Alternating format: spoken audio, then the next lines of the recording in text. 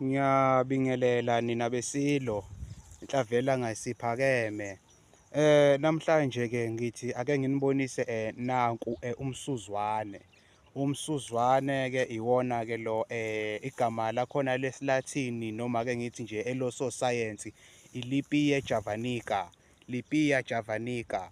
Right. Umsuzwane uyasiza kakhulu esimeni somuntu ohlushwa isifuba. Yabona uma uphethwe yifiva, uma ngabe ungenwe amakhaza noma uphethwe i-asthma nje, thatha umsuzwana nanku nami sengizikhelele wona ngiyosebenzisa nje ngendlela yakhona. Thatha umsuzwana ugqume ngawo.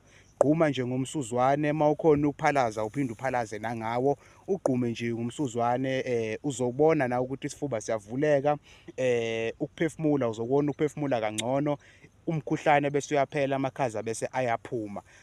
Umsuzwane uyasiza futhi nasesichithweni. Uma ngabe bekushaye nje ngesichitho, especially lesi sokunuka, wena kodwa iphunga lakhona ungazizwa, noma ngabe mhlawumbe uhlushwa ukulunywa emzimbeni, uyalunywa emakhwapheni, uyalunywa esithweni sangasese, uyalunywa ey'nweleni ekhanda, uyalunywa nje. Gquma ngomsuzwane ugeze uphalaze ngawo, uzokusiza kakhulu kuleyo ndawo.